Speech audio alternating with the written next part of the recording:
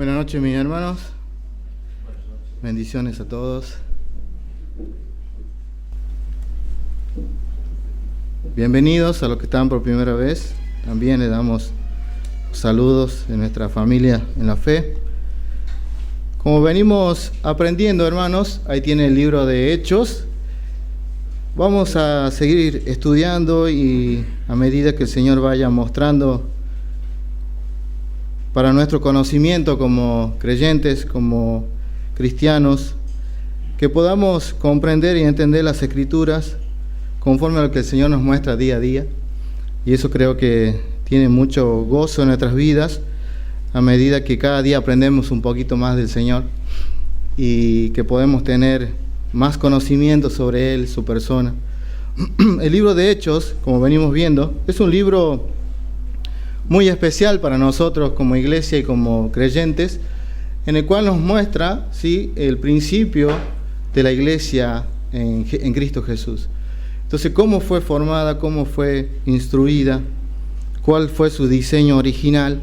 Y eso es lo que nosotros venimos aprendiendo, los Hechos de los Apóstoles, más conocidos como Hechos del Espíritu Santo, en el cual todo el libro, desde el principio, desde el capítulo 1 en adelante, siempre la idea central va a ser Cristo, ¿sí? Eso es para que tengamos siempre presente, que cada vez que agarremos nuestra Biblia, encontremos y deseemos encontrar a Cristo acá en la Escritura. Y entonces, eso es lo que nosotros tenemos que buscar cada vez que abramos las Escrituras, ¿sí? Bien, le puse al sermón como título Predicando a Cristo. Si bien nuestro hermano Juan ya nos había hablado en el principio de la conversión de Saulo, en el capítulo 1 al 19, y en el cual tenía el título La gracia que transforma, ¿sí? La gracia que alcanzó a Saulo. No sé si recuerdan quién era Saulo. En simples palabras y vulgares palabras, Saulo era un asesino. Era un mal hombre, era peor de lo peor, perseguidor de los cristianos. Entraba a las casas, los arrastraba, hombres y mujeres, no le importaba nada, y los entregaba a la cárcel o directamente los mataba.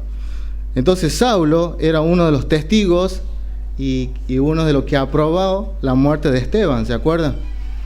Él estaba ahí, dice que tiraron sus ropas y él aprobó esa muerte. Entonces él era un perseguidor, en simples palabras, de que era como un obstáculo para la iglesia de Cristo y del Evangelio, porque de una forma u otra no querían que hable de Jesucristo. Y sin ir más lejos y sin ir más a la antigüedad, hoy en día pasa lo mismo, ¿sí? Si lo bajamos a nuestra actualidad, hay personas que rechazan el Evangelio, hay personas que rechazan a Cristo, y por eso mismo nos convertimos en Saulos muchas veces. Pero he aquí que Juan nos mostraba en el capítulo 1 en adelante 3 principios que pudo compartir con nosotros. En los versículos del 1 al 9, el encuentro en el camino. ¿Se acuerdan que Saulo iba camino a Damasco con una carta, así un cuadernito, con un listado ya donde tenía que ir y atrapar a los cristianos?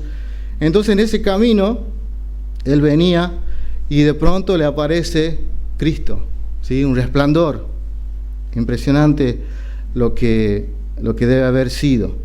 Cuando escuchaba y leía de ese resplandor del Señor, ¿alguna vez los que manejaron en moto, auto o lo que sea en contraluz? ¿Cómo queda? Ciego, ¿verdad? Encandilado. Cuando va manejando, si no baja no sé cómo se llama, para la sombra de la vista, usted no puede manejar porque va así, va haciendo sombra para ver, o se pone una gorra si va en moto, o el mismo casco que no deja muchas veces ver cuando hay una luz fuerte, ¿verdad? De la misma forma le pasó a Saulo. Automáticamente ese brillo, ese resplandor, dice que lo llevó a desplomarse, lo llevó a arrodillarse, ¿sí? Y Dios detiene, decía nuestro hermano, la carrera del hombre en su momento mayor de orgullo, ¿sí? Y autonomía propia. Entonces Saulo estaba orgulloso de lo que estaba haciendo, se sentía el hombre más poderoso. Entonces el Señor le dice, no es tan así, de pronto. Muchas veces vamos a conocer personas así, con un orgullo alto, con una autonomía propia fuerte, con una economía que los cree que hace fuerte también, pero el Señor dice, no es tan así. Entonces de pronto le aparece y hay una pregunta muy importante que dice, ¿por qué me persigues?, le dice Jesús. Recuerdan que decía nuestro hermano, no le dijo, ¿por qué persigue a la iglesia, al hermano, por qué matas? No, ¿por qué me persigues? Porque el mismo Jesús enseñó de que si alguien le hace algo a alguno de sus pequeñitos, le está haciendo a él. Entonces usted, hermano, cuando nosotros le hacemos algo a un hermano, le está haciendo al mismo Jesús. Y en algún momento le decís, ¿por qué me persigues? Entonces, en el punto número 2 nos dejaba nuestro hermano que había un llamado, ¿sí? Y una obediencia. De pronto aparece Ananías, ese discípulo común, ¿sí? Sin tanto publicidad ni tanta fama, aparece por llamado del Señor también y le muestra que había uno allí que estaba orando, que lo vaya a ver. ¿Y quién es? Saulo.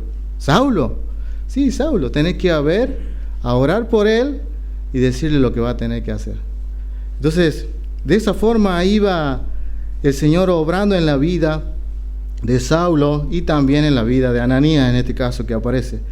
Pero también en el punto número 3, la restauración, la llenura y el bautismo. Entonces, un abrazo de la gracia del Señor a Saulo, en el cual al finalizar los versículos tanto del 1 al 19 lo llaman hermano al asesino. ¿No les pasó a ustedes a veces que cuando llega un desconocido a la iglesia y lo conoce de la calle se siente incómodo? Sí, se siente incómodo, se siente de la misma forma. ¿Qué hará? ¿Qué hace acá? ¿Cómo llegó? Entonces, eso es lo que tiene de extraordinario la Escritura y el poder divino del Señor. Hermanos, este capítulo es tan rico que tiene muchísima información en el cual nosotros podemos aplicar a nuestra vida cristiana. Y una de ellas que por este milagro de Jesús en la vida de Saulo, nosotros podemos ser salvos también. Porque Saulo más adelante va a ser nombrado predicador de los gentiles. De usted y yo. Usted y yo somos gentiles. Entonces, esa era la puerta que nos abría a nosotros la salvación por gracia. La vida de Saulo, el último de los apóstoles. Entonces, la victoria de la gracia sobre la soberbia y el orgullo. ¿No se ha sentido que se ha cansado de orar por aquel soberbio, por aquel orgulloso, por aquel que no entiende o no quiere entender? Sí, se ha cansado muchas veces de orar. Pero nosotros tenemos que tener la esperanza que venimos cantando desde el principio. ¿La salvación de quién es? Del Señor. ¿Sí? ¿Y qué tenemos que hacer? En la siguiente canción, cree solamente. Entonces ese es el Evangelio, hermanos. Cuando nosotros predicamos, cuando le preguntaron a Jesús, cuando le preguntaron a Pedro, ¿qué tenemos que hacer? Cree. Sencillo, práctico. Cree en el Evangelio para que seas salvo. Entonces Juan nos cerraba el mensaje diciendo que tengamos mucho cuidado, en otras palabras, ojo, decía nuestro hermano, que todavía el Señor está trabajando en nuestras vidas. Así como el Señor transformó, salvó a Saulo, no terminaba ahí. Sigue, ¿sí? Entonces, hoy quizás estás en el proceso de Saulo, quizás ya vas más adelantado, quizás recién hoy estás escuchando de Jesús. Entonces, hoy lo que vamos a entrar es a una vida transformada, una vida edificada, debe estar enfocada en la gracia del Señor. Entonces la semana pasada analizamos la conversión de Saulo, ¿sí? En la primera parte, como le decía al principio. Vimos cómo era Saulo antes de su conversión y cómo Dios transformó en el camino a Damasco y lo llevó a la fe en Cristo. Esa fue la primera parte. Ahora vamos a ver la segunda, ¿sí? Hoy vamos a aprender el resto de la historia. La semana pasada, como decía, vimos la llegada de Cristo a Jesús. Hoy aprenderemos qué cambió en la vida de Saulo. Entonces, tu conversión, querido hermano, no termina al llegar a Cristo solamente, ¿sí? Muchas veces confundimos eso. Bueno, ya soy cristiano, ya acepté al Señor y ahí terminó. No, es solo el comienzo. Si has pasado a no creer y a creer en Cristo, antes tu conversión no tenía, por ejemplo, perdón, antes no tenías los pecados perdonados, antes estabas bajo la justa condenación de Dios por tus pecados, ahora no hay condenación para quienes están en Cristo, has pasado de oscuridad a la luz, has dejado de ser hijo de Satanás para ser hijo de Dios y estabas esclavizado al pecado y ahora has recibido la libertad por medio del Espíritu Santo. Eso es cuando nosotros aceptamos y creemos al Señor. Automáticamente es depositado, como decíamos en la canción, las arras del Espíritu Santo, que es el sello, la garantía de que sos salvo, ¿verdad? ¿Me siguen hasta ahí? Entonces, recibes el perdón, recibes todos los beneficios de la gracia salvadora, pero son cambios muy importantes. Todos ocurrieron en el momento de que Jesucristo le aparece en la vida de Saulo.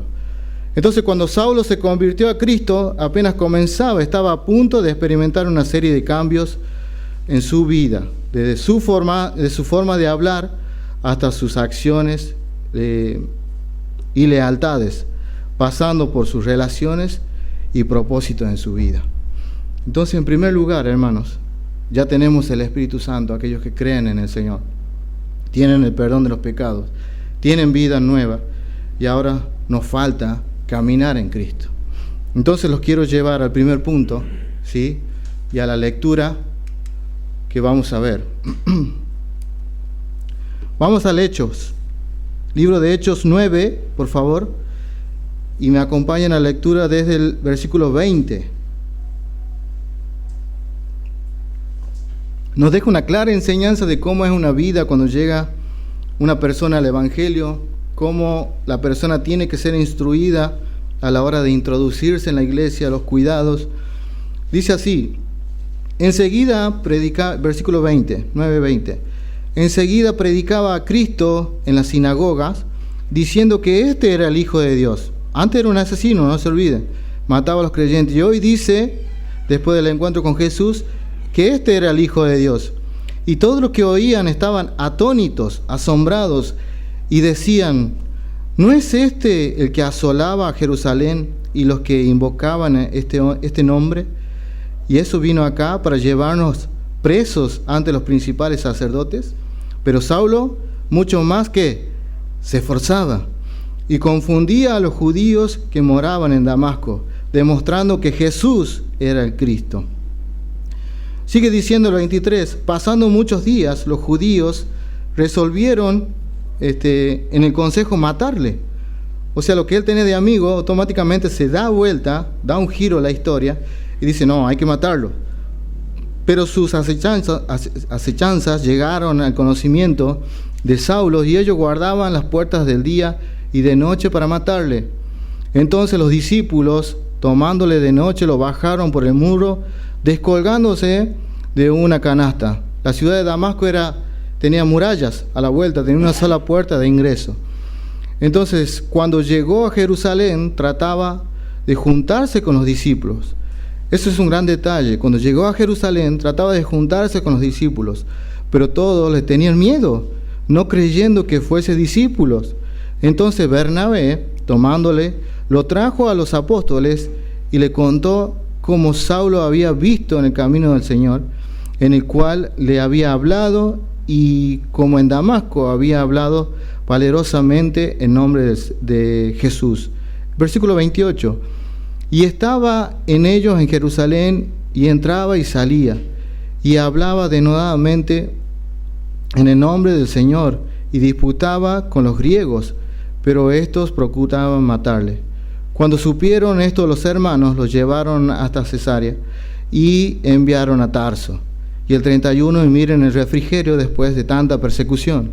Entonces las iglesias tenían paz por toda Judea, Galilea y Samaria, y eran edificadas, andando en el temor del Señor, y se acrecentaban, fortalecidas en el Espíritu Santo. Oramos.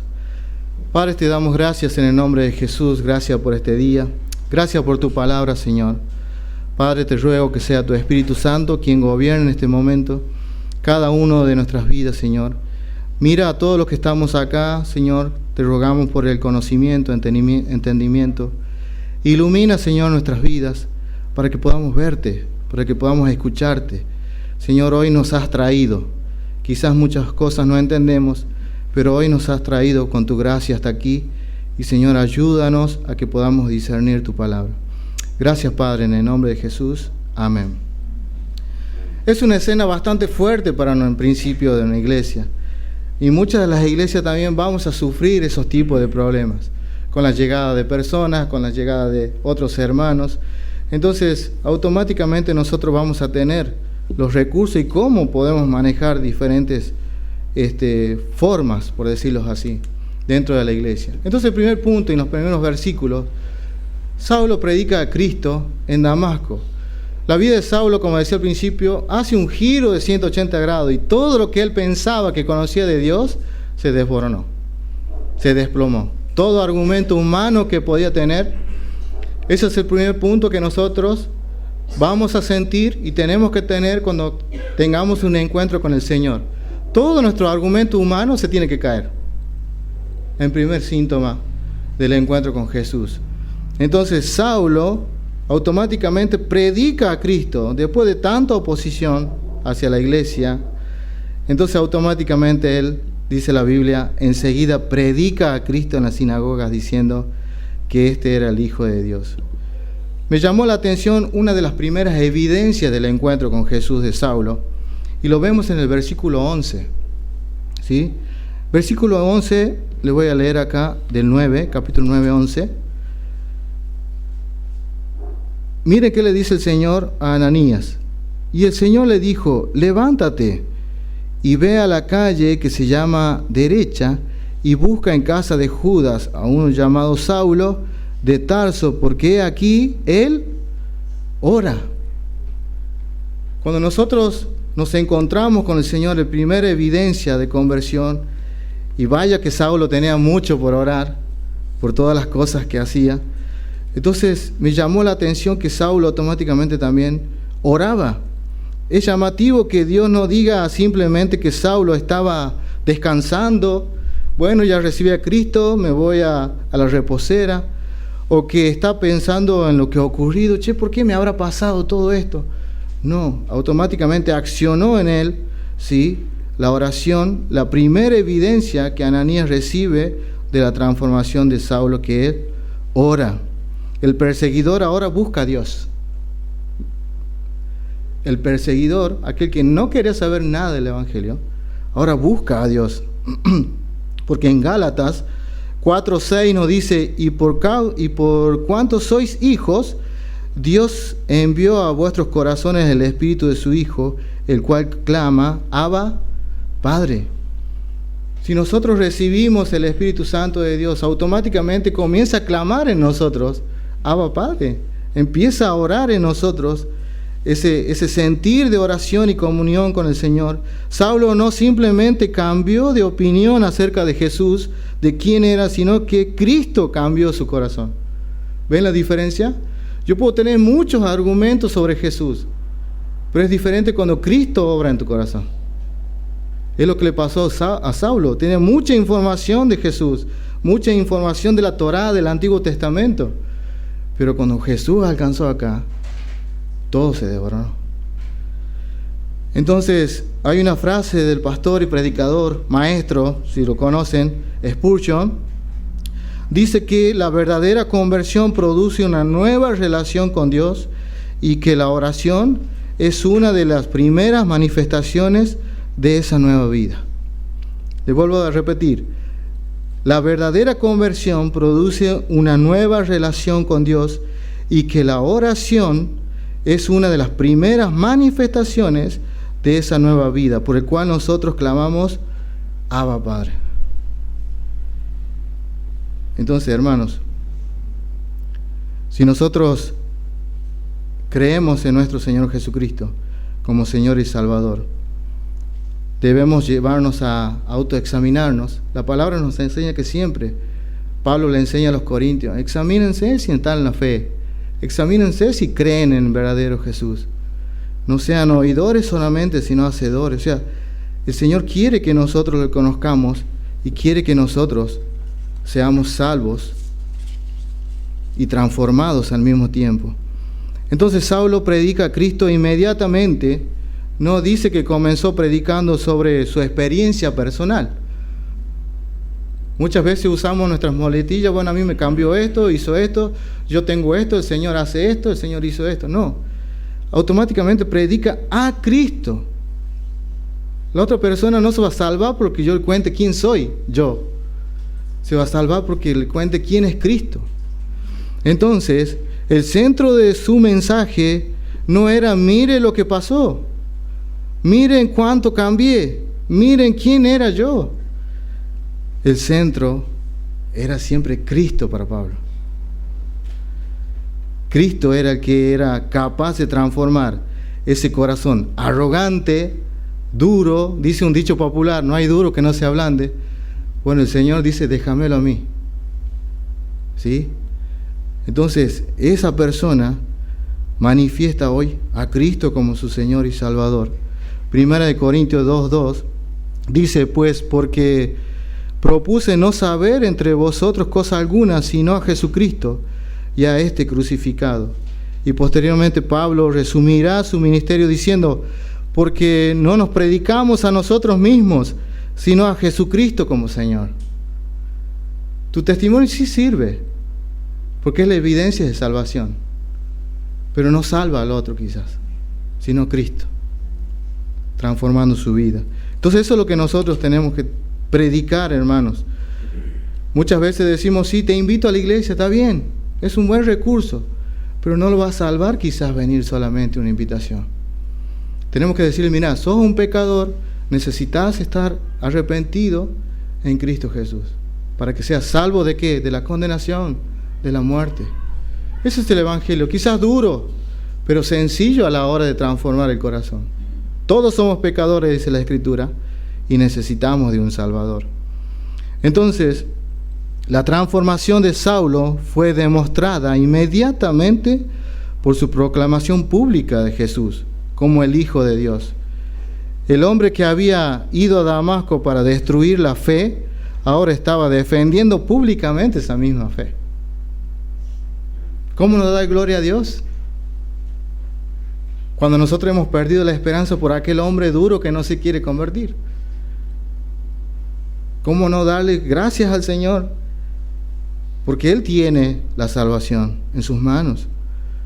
Entonces, hermanos, tenemos que tener la esperanza intacta en nosotros, que a la hora de predicar la palabra, de predicar a Cristo, presentar a Cristo tal cual es, sin agregar nada, sin sacar nada, porque muchas veces atraemos a Cristo erróneamente. ¿Cómo? Vení, que lo venimos enseñando, vení, acá te vas a sentir bien, acá sos próspero, acá vas a tener cosas.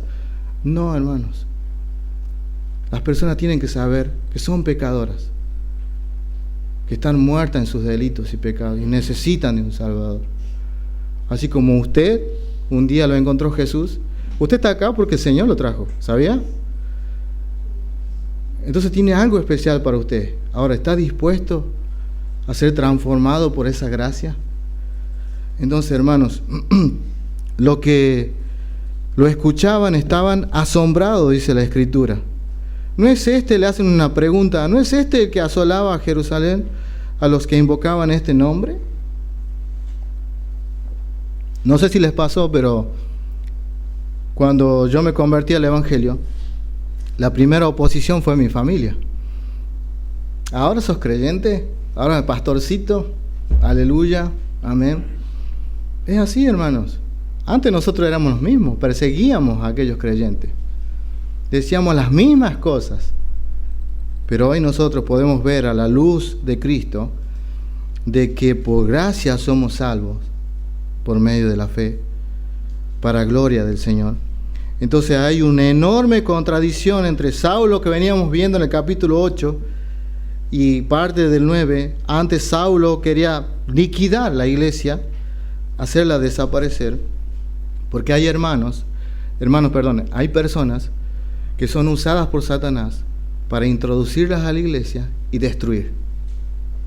Aunque parezca ilógico, se introduce en tu matrimonio, se introduce en tus hijos, quiere destruir, ¿me entendés? Entonces eso es lo que nosotros tenemos que tener mucha atención a la hora de a quién seguimos, a quién escuchamos y a qué predicamos. Entonces, hermanos, predica a Cristo. Antes perseguías a Jesús, ahora predica en nombre de Jesús. Antes querías silenciar a los creyentes, aquellos que no quieren, no quiero escuchar nada de eso. Bueno, pronto, en el nombre de Jesús, van a hablar del Evangelio. Es una evidencia de una fe transformadora aquel que predica el Evangelio. Te hago una pregunta, hermano, fuera de lo que podemos ver ahora. ¿Te acordás el primer día que has conocido a Jesús? ¿Todavía lo valorás? Pregunto. Porque en la historia de Pablo, de Saulo, que la vamos a seguir viendo, no deja de hablar de Jesús en ningún momento. Con aflicción, con aguijones, con enfermedades, con todo. Él sabía a quién seguía. Ahora, ¿te acordás cuando fuiste convertido al Señor? ¿Por qué se apagó?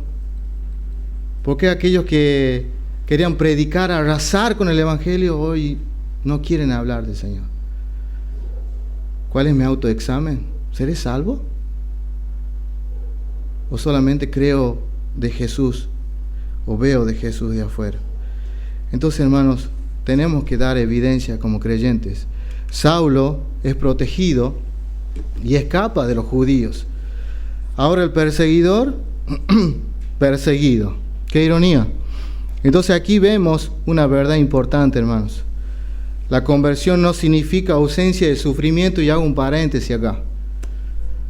Bueno, voy a la iglesia porque ahí no voy a sufrir más. Error. Es mentira. Es mentira. Vamos a sufrir. Y la Biblia nos enseña eso, ¿sí? De hecho, Jesús ya había dicho acerca de esto a Saulo. ¿Se acuerdan en el versículo 9:16? Porque yo le mostraré cuánto le es necesario padecer por mi nombre. Antes ya le había anunciado, dice, yo te voy a hacer saber lo que hiciste y lo que es padecer verdaderamente por mi nombre. Entonces, Cristo había... Esto es muy importante, hermano, porque el sufrimiento de Saulo no fue una sorpresa, sino que Cristo había determinado no solamente salvarlo, sino también usarlo en medio del sufrimiento. Hermanos, ¿por qué hice el paréntesis del sufrimiento? Porque nosotros cuando sufrimos nos sentimos o directamente nos alejamos del Señor.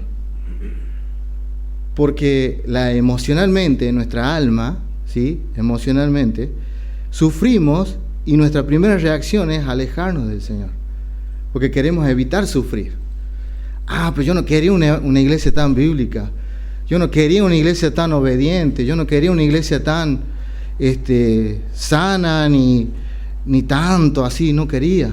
Entonces, al evitar muchas cosas, nosotros empezamos a disminuir. Entonces, Pablo posteriormente nos enseñaba en 2 de Timoteo 3:12, y también todos los que quieran vivir piadosamente en Cristo Jesús padecerán persecución. ¿Escuchó? 2 de Timoteo 3:12. Y también todos los que quieran vivir piadosamente en Cristo Jesús padecerán persecución. Ahora, ¿no quiere ser perseguido? No hable de Cristo. Ahora, no quiere ser perseguido, no se comporte como un creyente. Nadie lo va a molestar. Ahora, si nosotros queremos ese cambio que el Señor nos ofrece por gracia, vamos a sufrir la persecución. Nuestra familia nos va a rechazar, nuestros amigos se van a apartar, pero nosotros tenemos algo mejor, que es eterno, algo que no tiene cómo yo pagar con dinero, no tiene precio. Entonces, porque a vosotros os es concedido a causa de Cristo, no solo que creáis en Él, sino también que padezcáis por Él. Filipenses 1:21. Hermanos, usted se casa, cuando las personas se casan, ya empieza a compartir lo mismo que su cónyuge. Si su cónyuge sufre, el marido tiene que sufrir. Y si el marido sufre, la esposa tiene que sufrir. Entonces, cuando nosotros somos llamados a Cristo, pasa lo mismo porque estamos unidos. Y va a ser de la misma forma. Ahora, dígale usted a su esposa, no, yo no. Arreglate la voz sola. Dígale. A ver cómo reacciona. ¿Nosotros le podemos decir eso al Señor? No, yo no quiero padecer de eso. No, sácame de ahí porque no quiero. Entonces, hermano, es lo mismo. La iglesia es comparada con la novia. Cristo es el novio. Y nosotros somos esa iglesia que Él va a venir y va a buscar sana y limpia. Entonces, hermanos, este paso por las Escrituras, no se presenta la vida cristiana como una promesa de comodidad, sino como una vida de unión con Cristo. Hacer todo lo que hizo Cristo. Predicar, caminar, orar, acompañar, discipular, sufrir, ser rechazados, ser escupidos, ser insultados. No podemos disfrutar solamente de las bendiciones. No podemos ser creyentes solamente con las bendiciones, sino con todo el combo completo. Romanos 8:17 dice: y si hijos, también herederos, herederos de Dios y coherederos con Cristo, si es que padecemos juntamente con Él.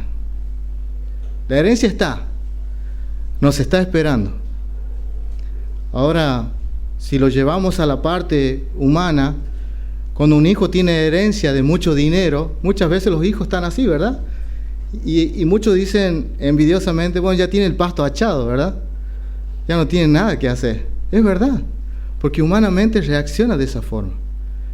Pero nosotros no, hermanos. Tenemos la herencia con Cristo Jesús, pero si estamos con Él y padecemos juntamente con Él, o sea, tenemos que sufrir también lo que vamos a ganar, porque no se olvide de que vivimos en una carne, cuerpo caído, muerto, que desea el mal, y también vamos a batallar y vamos a luchar continuamente.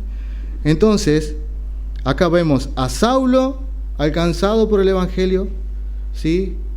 Instruido por Ananías, porque Saulo le dice en un momento, ¿qué quieres que haga, Señor?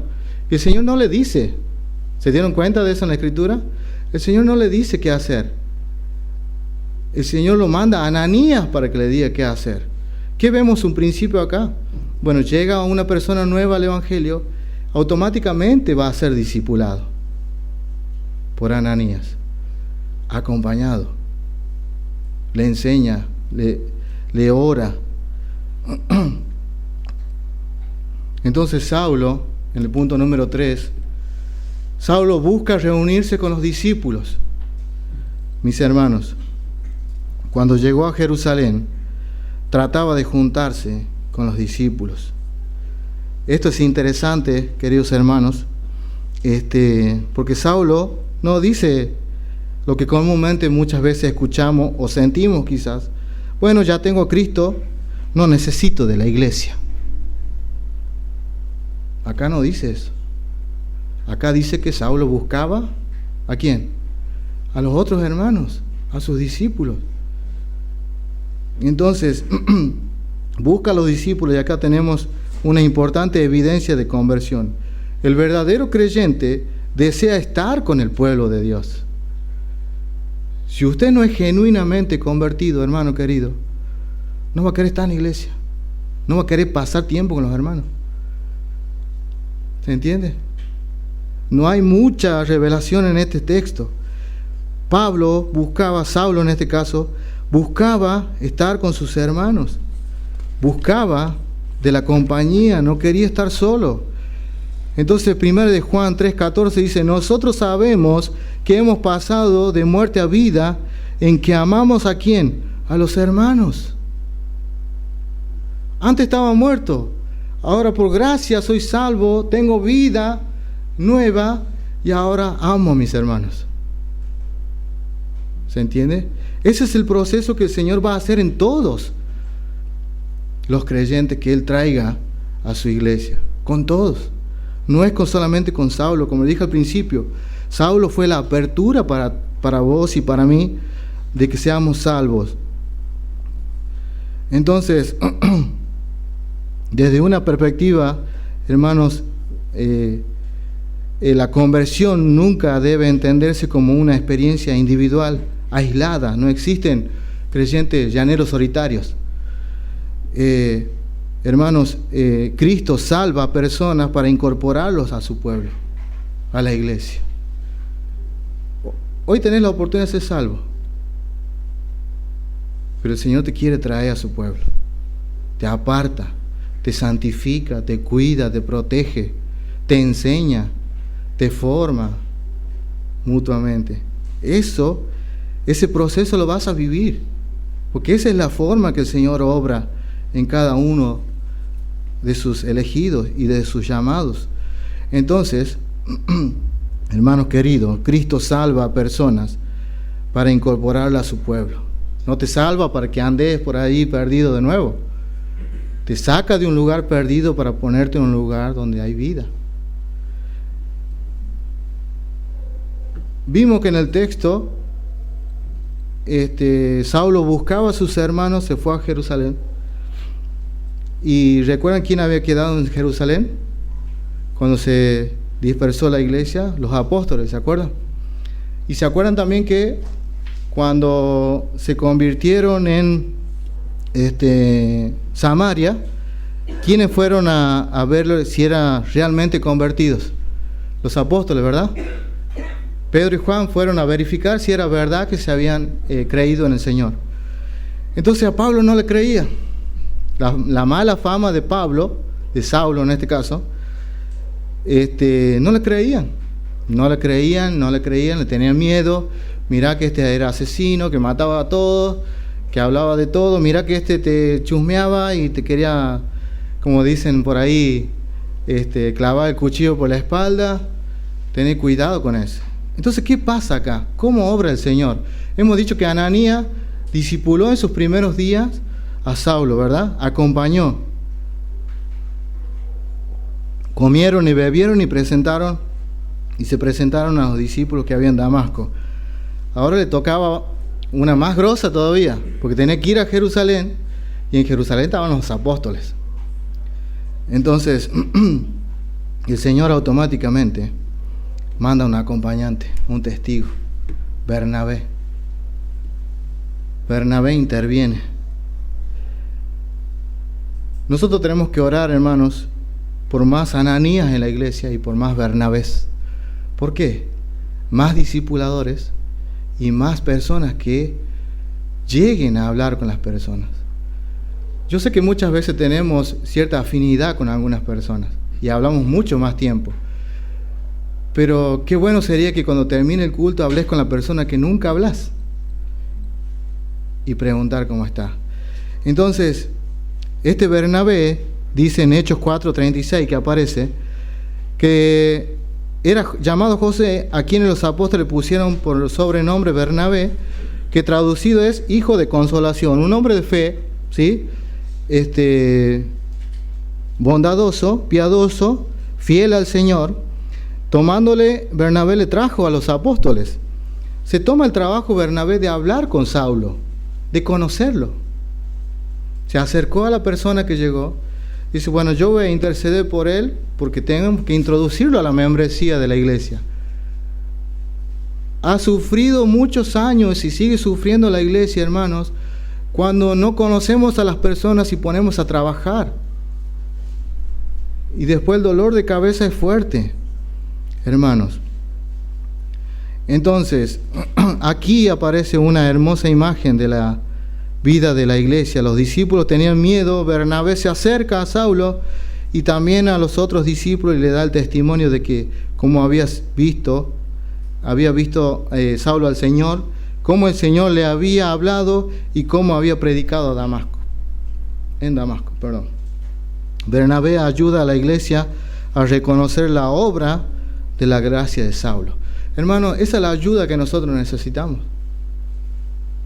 Llegó alguien nuevo a acercarse, a hablar, compartir la carga de decir, mira, este hermano le pasa esto y esto. Necesitamos conocerlo, necesitamos enseñarle. y necesitamos. Y una vez que diga, bueno, el hermano sí es fiel, ponelo a trabajar, perfecto. Entonces, de esa misma forma, la iglesia se va formando y va instruyendo, y ya lo vamos a entender por qué. En Gálatas 6:12 dice, sobrellevad los unos a los otros las cargas. Ahora, dígame si introducimos a alguien al cuerpo de Cristo en el cual tiene una vida totalmente desordenada y le confiamos nuestra vida a él. Todo frío se va a enterar. Porque no entiende el Evangelio, no entiende la comunión, no entiende lo que es el cuerpo. Hermano, déjame decirte que yo te voy a molestar con mis cargas. Porque la Biblia me enseña que vos tenés que llevar mis cargas. Orar por mis cargas. Y la Biblia también me enseña que vos me tenés que compartir tus cargas para yo orar por vos. No te quedes callado, no es necesario que des detalles. Con solo el hecho de decir, hermano, ora por mí, automáticamente nosotros tenemos que responder como Ananías, heme aquí, como Bernabé, sí, yo me acerco. De esa misma forma, hay necesidad dentro de la iglesia. Primera de Tesalonicenses 5:11 dice, animaos los unos a los otros y edificaos los unos a los otros. ¿Cómo nos vamos a animar? ¿Cómo nos vamos a edificar si nunca nos vemos? ¿Cómo te voy a ayudar, hermano, yo, si nunca te veo? Por eso es necesario aplicar esto a la iglesia. La iglesia debe tener discernimiento, pero también debe tener gracia para abrazar, para sostener, para corregir, para instruir. No debemos ser ingenuos, obviamente, al pecado. Si hay pecado, hay que corregir. No debemos ignorar el pecado. Pero tampoco debemos negar la posibilidad de que Dios transforme radicalmente a una persona. ¿Se entiende? Porque así como aquel que usted dice que es duro, usted también fue duro alguna vez. Yo me convertí al Señor a los 20 años. Y no sé, no fui un Saulo, pero mi vida pasada no era buena. Hoy sí puedo decir, por la gracia de Dios y la gloria de Dios, que hoy tengo una vida en Cristo. Y la puedo vivir y la puedo disfrutar. Entonces, hermanos, si Cristo pudo transformar a Saulo de Tarso, puede transformar al pecador que nosotros consideramos el más difícil, el más duro.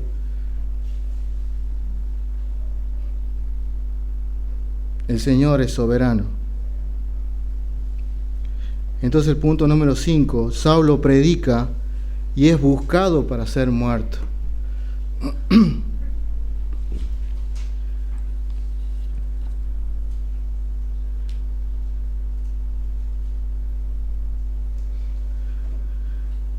Como le decía hace un momento, no dejaba de hablar él, todo el tiempo era Cristo.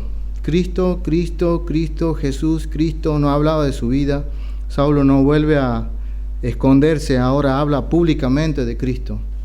¿Sí? Y nuevamente aparece la oposición sobre él, disputa con los griegos, pero dice que él se animaba más todavía, él quería predicar más. Bueno, más me atacan, más voy a predicar. Entonces, y querían matarlo. Y aquí aparece un principio del ministerio cristiano de nosotros, hermanos. La fidelidad del Evangelio no garantiza aceptación, garantiza oposición. Si usted es fiel, la primera palabra que va a escuchar, sos un religioso. Si usted es fiel al Señor, la segunda palabra que va a escuchar, sos legalista. Si usted es fiel a la Escritura, le van a decir, no comparto nada con vos no se puede hablar. Hermanos, la fidelidad al Evangelio no te garantiza la aceptación de los demás, te garantiza la oposición. Jesús dijo en Juan 15, 18 al 20, si el mundo los aborrece, sabed que a mí me aborrecieron antes que a vosotros, dice el Señor. Entonces, si estamos en Cristo, Él dice, tranquilo, ya me aborrecieron a mí, ya me insultaron a mí, entonces van a hacer lo mismo con ustedes, pero estén tranquilos, yo ya he vencido. Entonces Pablo no solamente predicaba un mensaje, ahora había entregado su vida al Señor, esa vida que había recibido por medio de Jesús. La toma, ¿sí? Por gracia es alcanzado y él automáticamente la toma. No cuestionó, la tomó. Sexto, y ya vamos terminando. Saulo es enviado a Tarso nuevamente. Cuando supieron esto los hermanos, lo llevaron a Cesarea y le enviaron a Tarso. Aquí vemos algo que desde una perspectiva diferente. Dios gobierna también los aparentes retrocesos. Dios gobierna todo quizás lo que nos sale mal o lo que nosotros creemos que nos sale mal.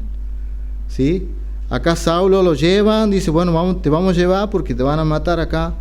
Entonces pareciera que está retrasando la obra, pero el Señor también gobierna sobre eso. Saulo no estaba simplemente perdiendo oportunidades ministeriales, Dios estaba conduciendo soberanamente su vida. Saulo acá está terminando su conversión y recién se lo vuelve a tomar y a llamar en el capítulo 13 del libro de los Hechos. Lo que hemos visto primeramente es su vida convertida y cómo es introducido a la iglesia de Jesús. Entonces, hermanos, Hechos 13:2 dice: apartadme a Bernabé y a Saulo para la obra de lo que es llamado. Entonces acá es un silencio de Saulo, ¿sí? Y en el versículo 13, Hechos 13:2 dice, los vuelve a llamar a Bernabé y a Saulo y le dice apartarlos para la obra que lo es llamado. La providencia de Dios estaba trabajando aún cuando Saulo estaba en Tarso. Te quiero decir, hermanos, que el Espíritu Santo no se toma vacaciones. El Espíritu Santo que mora en vos está trabajando mientras duermes, mientras estás descansando, mientras estás trabajando. Todo el tiempo Él está trabajando en tu vida.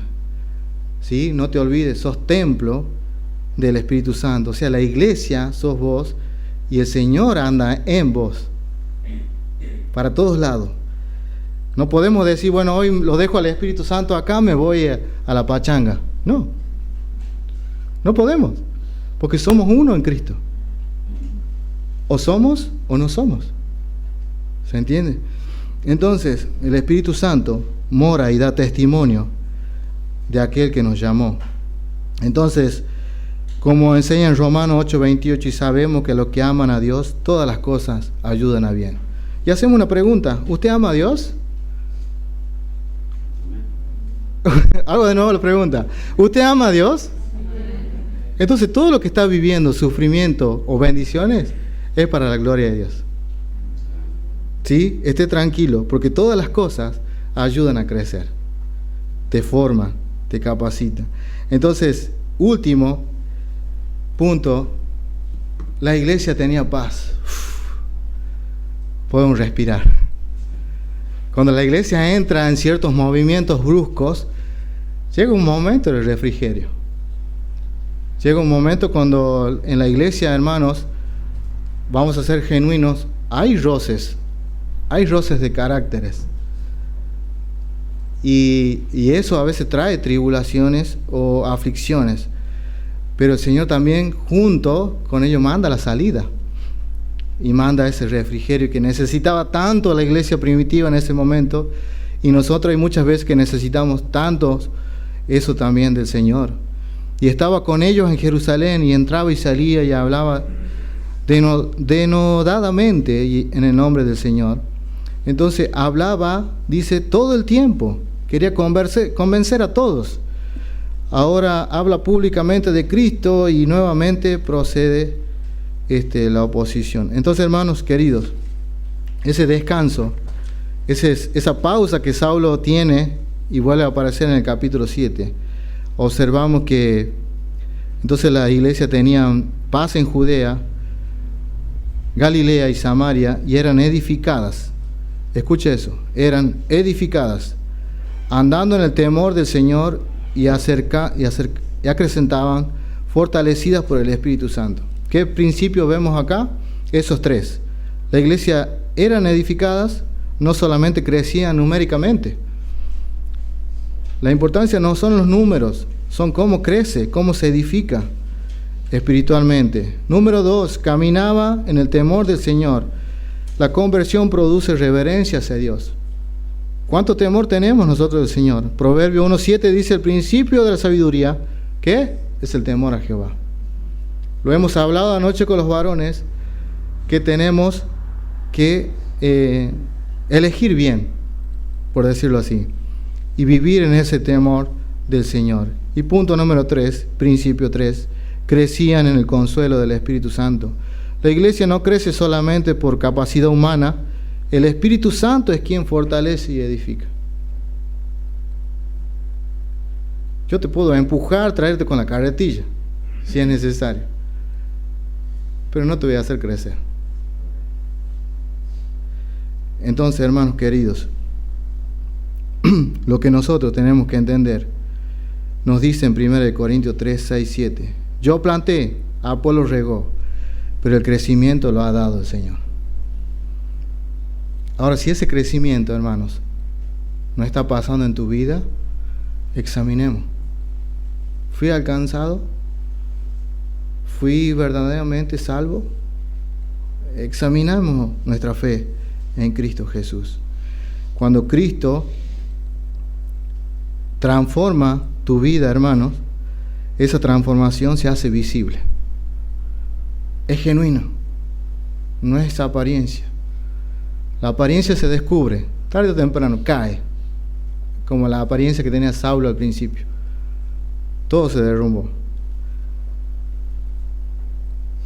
Yo te hago unas preguntas y terminamos con esto, hermanos. ¿Qué hizo Saulo entonces? Nada. Porque Cristo hizo todo. Él se rindió, se postró. Hermano, hoy sos un perseguidor quizás. O soy un perseguidor. Por eso te digo, no sé en qué etapa estás. Cristo tomó al perseguidor, te va a confrontar que sos un pecador, te va a salvar por gracia, va a transformar tu corazón, te va a incorporar a la iglesia, ¿sí? Y te va a usar como instrumento para el Evangelio. ¿Escuchó el proceso de su vida cristiana? Bueno, te llama, te confronta que sos pecador, que necesitas de un Salvador, te salva por gracia, transforma tu corazón, lo hace nuevo, te incorpora a la iglesia de Cristo y te convierte en un instrumento para llevar el Evangelio. Ese es el fin. Para tu vida y para mi vida.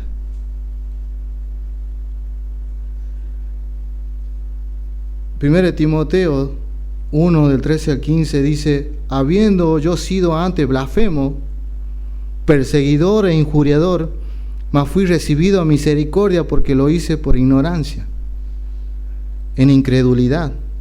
Hay cosas, hermanos, que lo hicimos sin saber. Pero la gracia de nuestro Señor fue más abundante con la fe y el amor que es en Cristo Jesús. Palabra fiel y digna de ser recibida ¿por quién? Por todos. Por todos. Que Cristo Jesús vino al mundo para salvar a los pecadores, a los cuales, dice Pablo, yo soy el primero.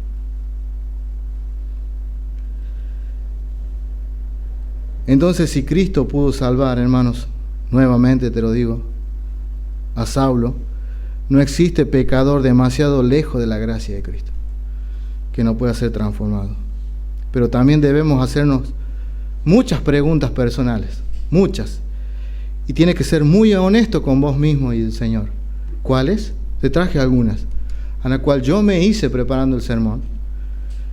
¿Hay evidencia que en Cristo realmente te estás transformando?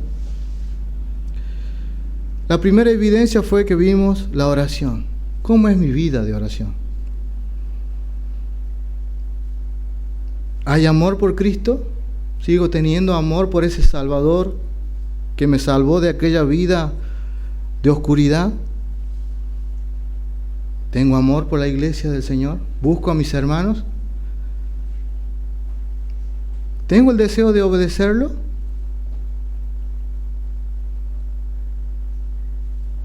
Porque aquel, el Señor dijo El que me sigue o el que me quiere seguir o el que me ama, obedezca. ¿Hay disposición a sufrir por su nombre?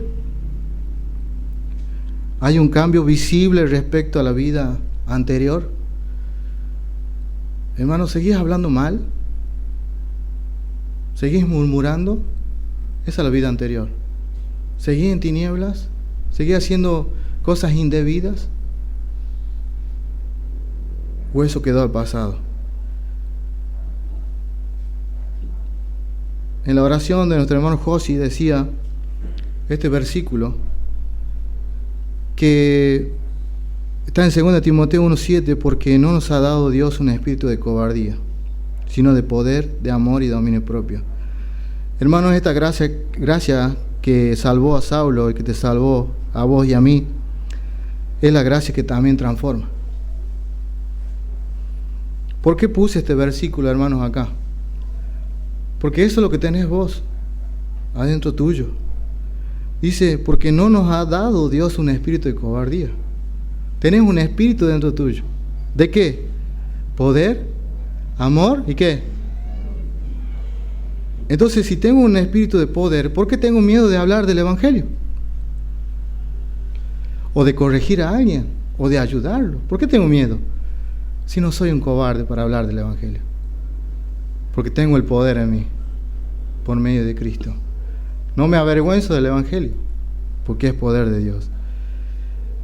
Ahora dice que tengo amor.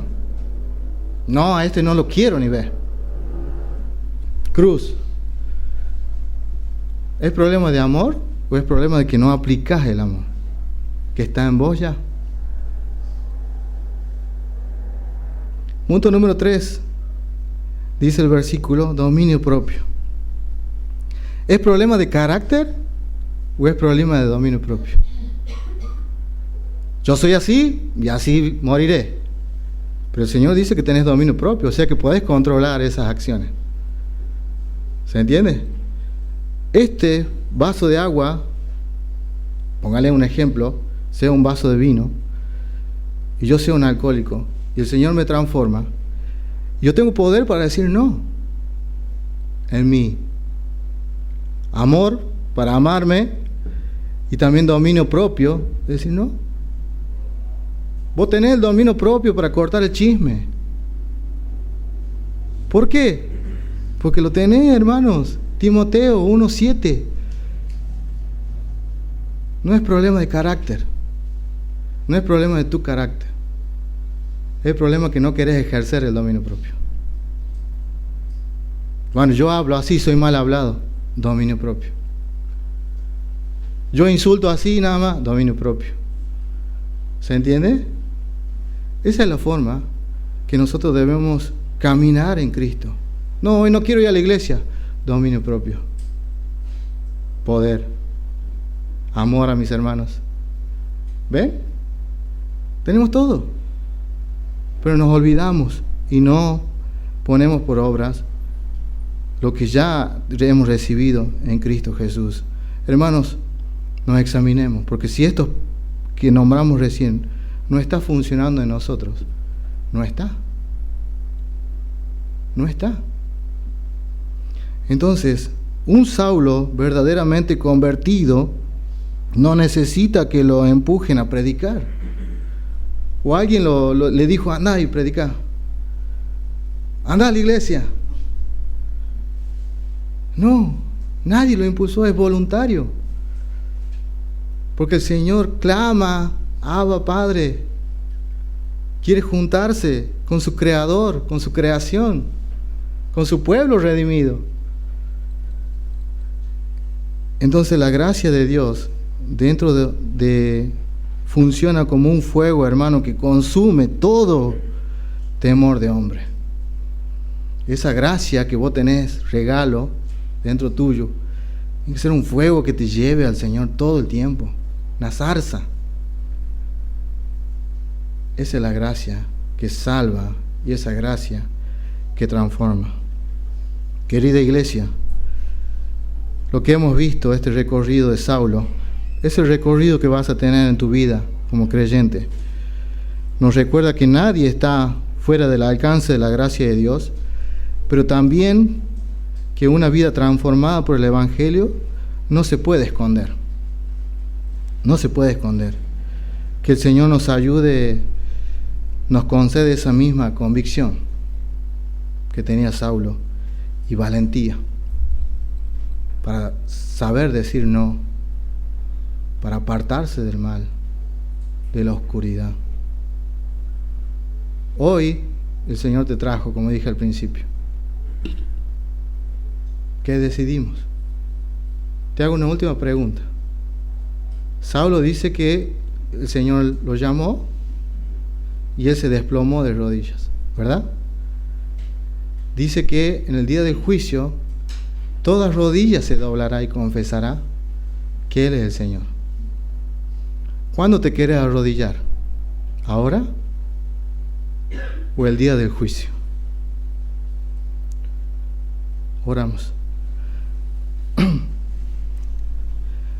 Padre, oramos en el nombre de Jesús. Gracias, Señor, por este día. Gracias por tu palabra. Gracias, Señor, porque eres bueno. Señor, tantas cosas que tenemos adentro nuestro que quizás no la hemos comprendido, no la hemos corregido. Ay, Señor, ayúdanos a recibirte como corresponde, Señor. A tomar de ese banquete que tienes para nosotros lleno de sabiduría y fortaleza, poder, amor, dominio propio, Señor. Que arrepentidos estamos quizás, Señor, de todo lo que hicimos mal. Pero hoy tu gracia nuevamente nos alcanza. Tu gracia nuevamente me abraza. Tu gracia nuevamente me salva. Quizá hay corazones compungidos, Señor, rotos. Tú lo sabes.